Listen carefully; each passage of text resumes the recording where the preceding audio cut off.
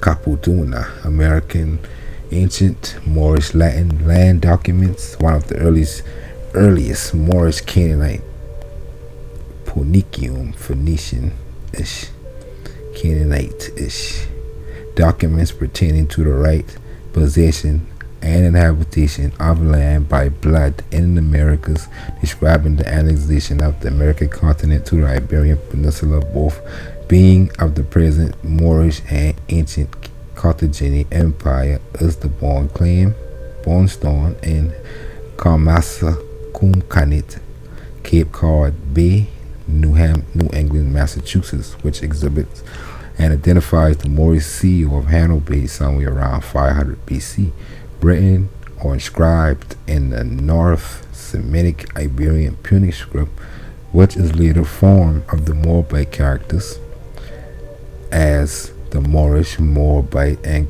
Canaanite are known to have carried their Semitic tongue to Spain.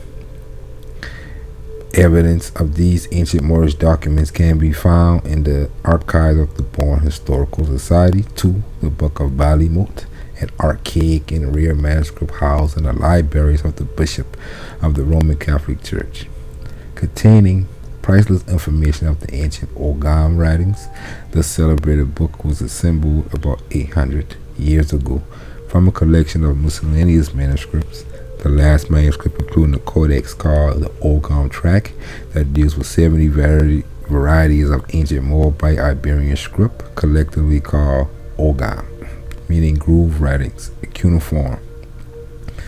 More specifically, the 502 folio vellum leafskin page book of Ballymote, who is housed in the library of the Irish Academy in Dublin, Ireland. A Harvard professor and epigrapher, Barry Fell stumbled upon explanations in Gaelic of the ancient Moorish, Moabite, Canaanite alphabet of America, which again was the Moabite, Phoenician, Iberian, in the book compiled by the Bishop Kildare, called Finmac Gorman, who died in 1160 AC, AD.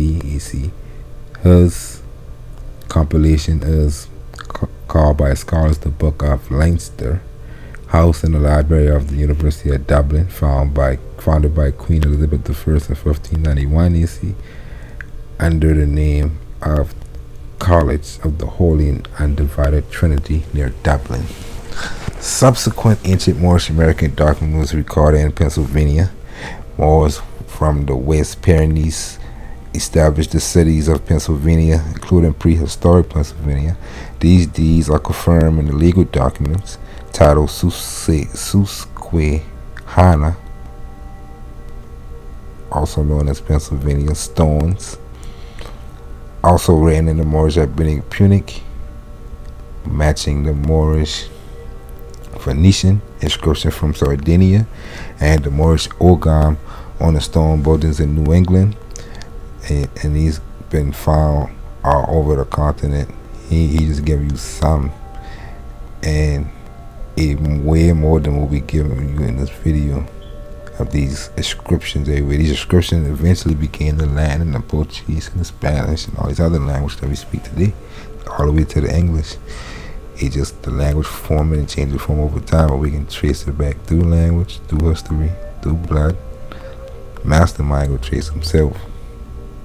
So depending on the record, this group of Moors was distinguished from, for example, the Moorish Wabanaki tribe of New England, entered through the Mississippi from the Gulf of Mexico, penetrated inland to Iowa and the Dakotas. It's right up and down the continent, going through all these riverways, trading and building civilization.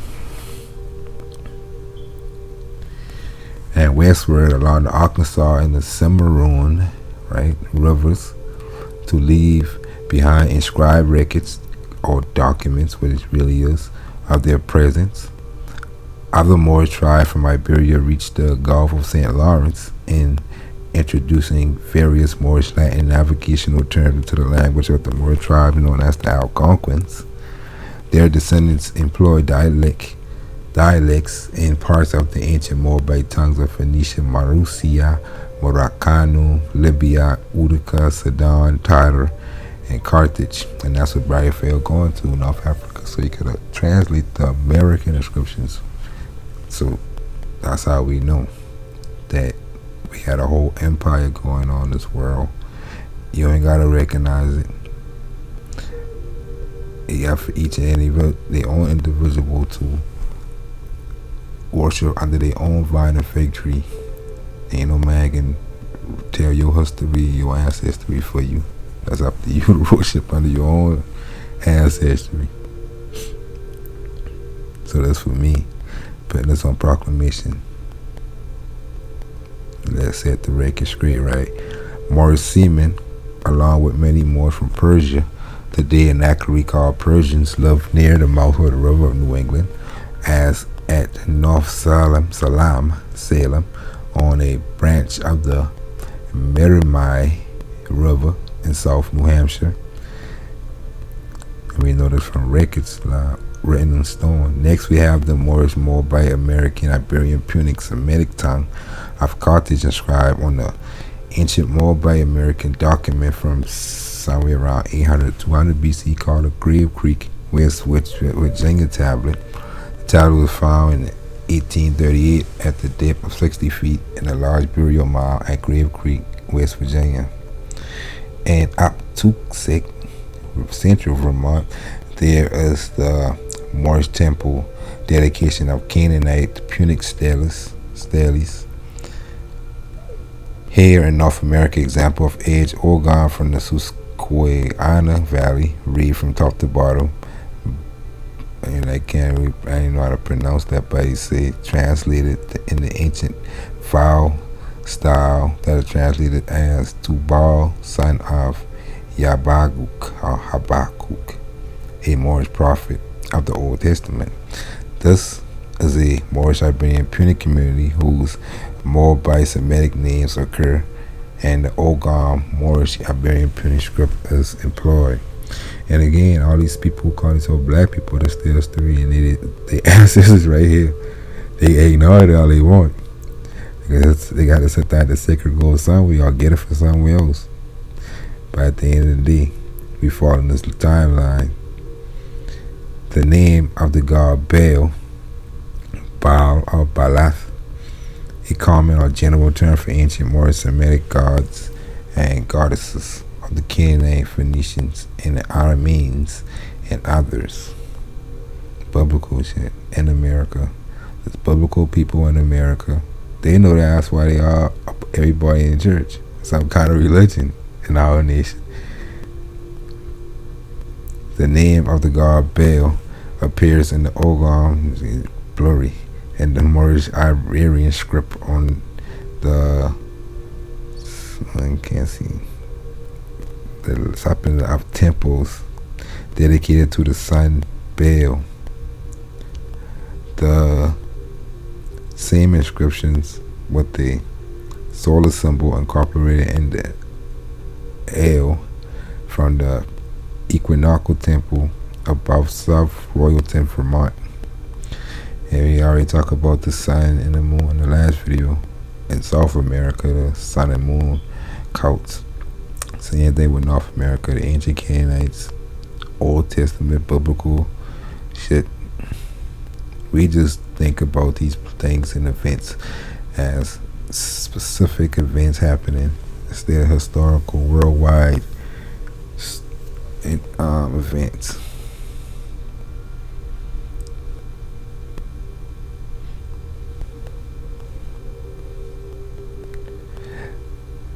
The ancient Moorish American inscriptions are explained in the Ogham tract. In the latter part of the tract occurs a series of foreign alphabet. The first of the foreign alphabet is the one that the Baltimore script called Moabite, for it matches very. And I look at this Baltimore script before too, and it definitely is the Moabite script. And all those same scripts, like it's so easy to see. It ain't nothing being hidden from us. Like I said, we just don't like to read things. It's just out there, it's history. For it matched very well the table of the Moorish Egyptian and Moorish Aramaic forms compiled by Professor Robert H. Pfeiffer. Yeah, I think I showed that book before too, from the Moorish Egyptian papyri of the period around 400 BC, and published in this work, Ancient Alphabet, 1947.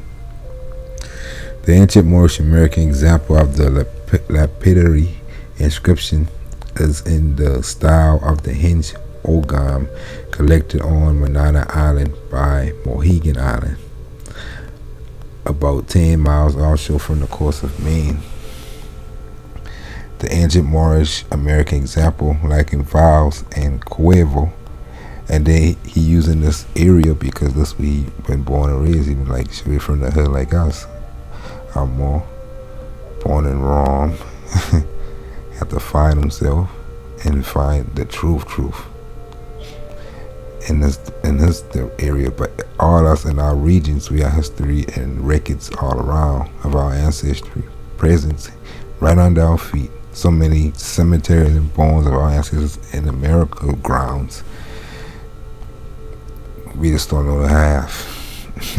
We've been led astray by a lot of ignorance in our own nation, especially when it comes to history.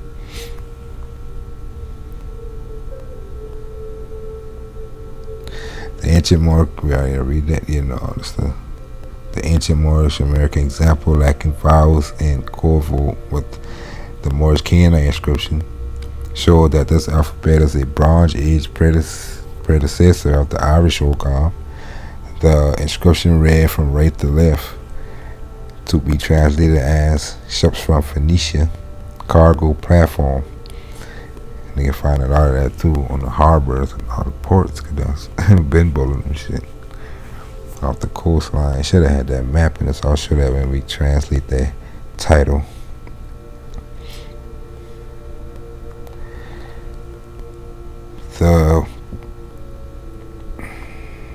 The island has a flat horizontal surface of rock.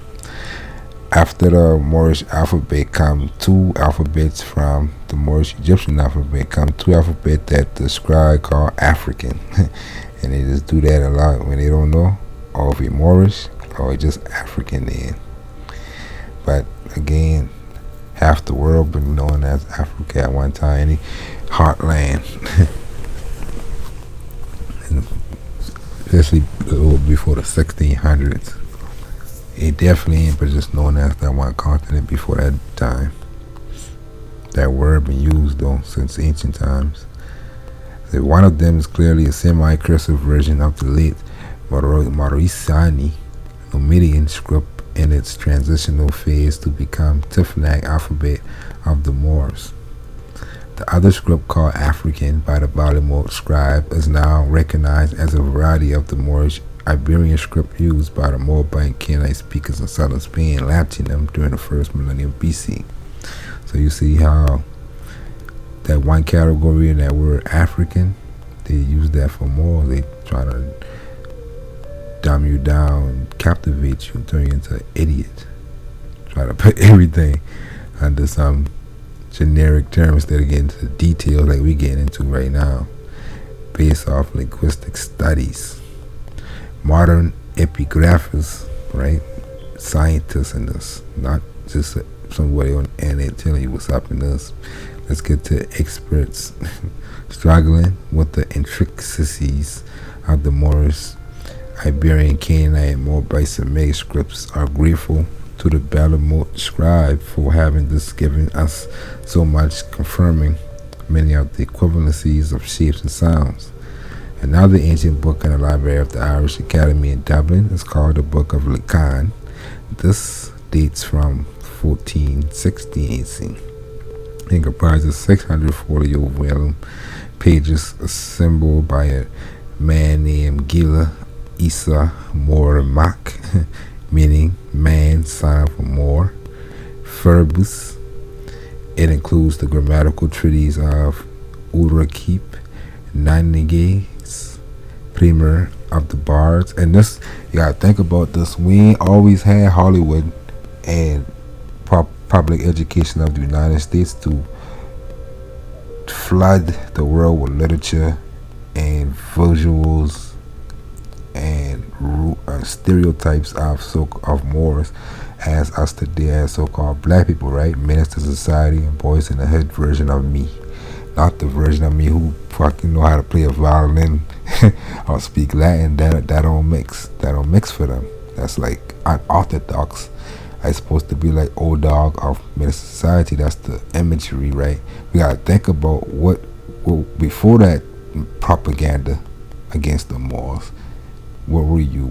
You've been scientists. You've been embracing knowledges, languages, grammarians, mathematicians, and also ignorance. You gonna always have that within nations, but we cannot let our entire nation get swallowed out with those ignorance. We gotta start embracing our geologists and our educators and stuff like that, right?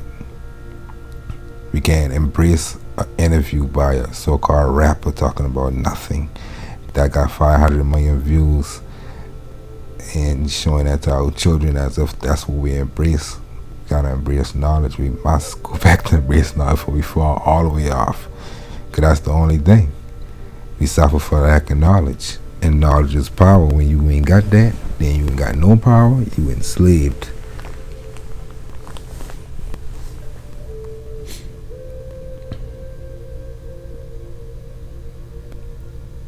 But as you can see, I don't care.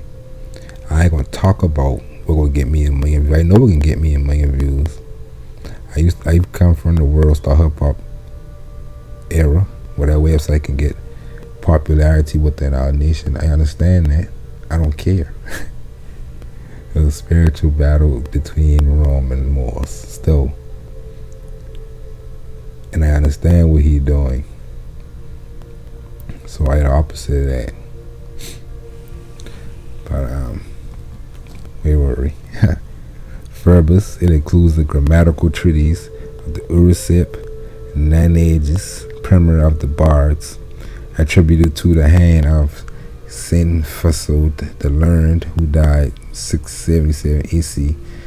It is further stated that Sinfasud obtained his material from still earlier treaties, but then written by Druids named American, that's not American, right? And Fair Kirtan, who lived before the Christian era.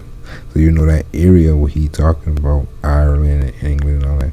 We gotta understand that part of America, because those back and forth been very easy in between the northeastern coast of America, right? It's still easy today. That's the closest connection to Europe and America. The variety of orgam given in the Eurysipsips and the same as that given in the Book of Leinster matches therefore number 16 of the Book of Ballymore, as well as the lapidary orgam of Britain, also the Moorish Iberian. And these Moors who been back and forth, they ain't know where the hell they been going. They just been calling the Moors from beyond the sea. They used to go into the Atlantic and bloop, the ship disappear. You ain't got no telescope that can see all the way to America. So they just been calling the Moors from beyond the sea. They going beyond the sea and coming back from beyond the sea with all kind of shit.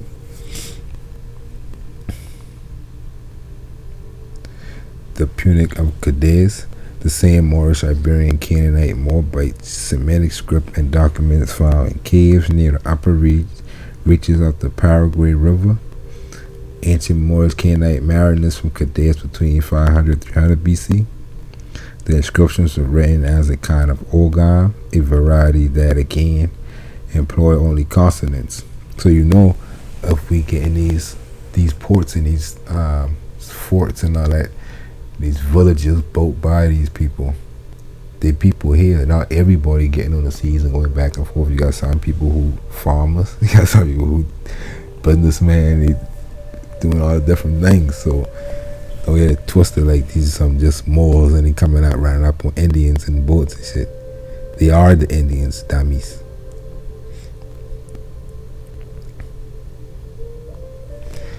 The inscriptions were written as a kind of orgama variety that again employed only consonants, the vowel being omitted. The habit or custom of writing with only consonants is characteristic of the Semitic peoples. And in the millennium before Isa or Christianity, it was especially characteristic of the Moorish, Canaanite, Carthaginian, and the Moabite. That's why we tell you more. Das is just Mara. Technically, we're going back to the original. The one who give commands speak. A brief ancestral anecdote of the linguistic family account of the ancient Semitic tongues, as early as stated, Shem, son of Noah, is parent to the many Semitic dialects: Phoenician, Chaldean, Akkadian, Syriac, Ugaric, Hebrew, Moabite, Aramic, Ashuric, Sumerian, Amharic, Ge'ez, Farsi, and Persian, etc. And then we'll finish this in another one. I will break this in two. I'll keep the title by yourself, the Latin, and I can read them in English in another video. In this video, I just talking shit. I just need to be put on the record too, for those like me. That's how we rocking, man. Okay, what other claims out there about us? Stereotypes and all that, because it don't matter in law. In law, you have to confess your own. You can't confess for another man when it comes down to giving testimony about yourself. So at the end of the day, study yourself, your own history, right? So let's stop right there and see you in the next video. Peace.